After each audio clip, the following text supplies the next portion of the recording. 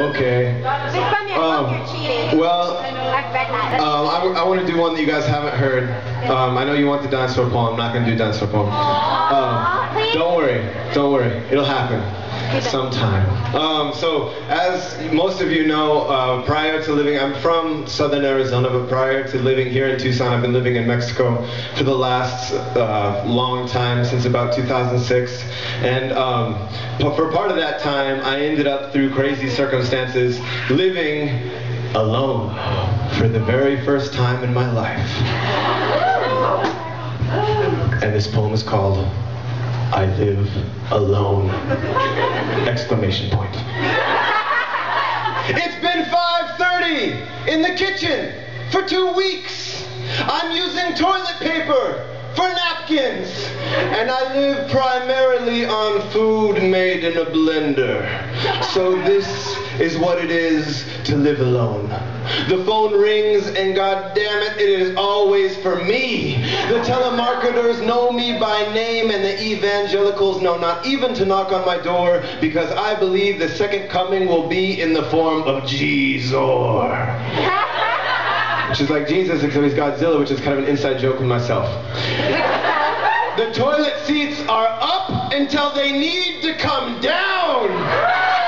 And it turns out I am not as hygienic as I once thought I was. If B.O. falls in a forest with no one around to smell it, does it still stink? And what is the point of cleaning the bathroom sink if the sink will just get muck again tomorrow? And why make the bed if there's no one to unmake it with? Thank you. These are philosophical questions, really, best answered with a clear mind, in solitude, in perpetual pajamas, while eating a breakfast of granola and water because the milk ran out again.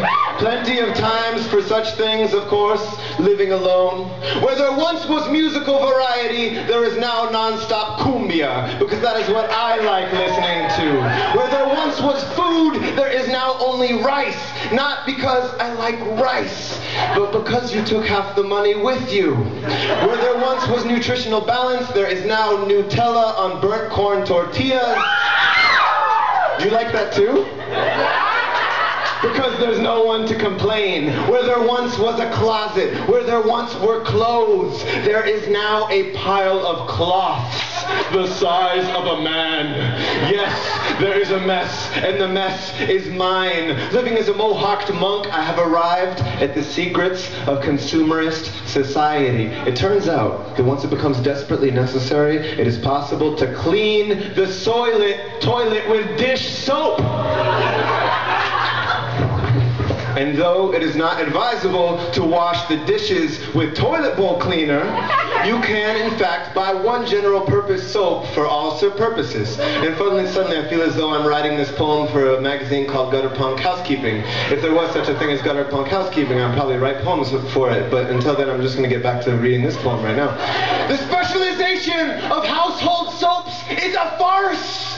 They make more kinds of soap, so that you have to buy more kinds of soap, or else your roommates will terminate your lease when they see you using oven cleaner to scour the shower. I know this because I live alone. And it turns out the dishes don't do themselves, which is disappointing.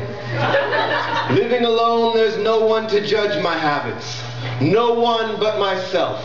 And I don't have any cause to stop and think about my habits until I'm writing this poem. And then you're all hearing this poem, and then all of you are judging me, and now it's as if I was living with all of you, as if this room were an alligator pit of 50 girlfriends and even 50 boyfriends, and I can just hear your eyes accusing me of leaving dishes in the sink, of beard hairs in the bathroom, of polka dots on the toilet seat. Out, all of you, I live alone!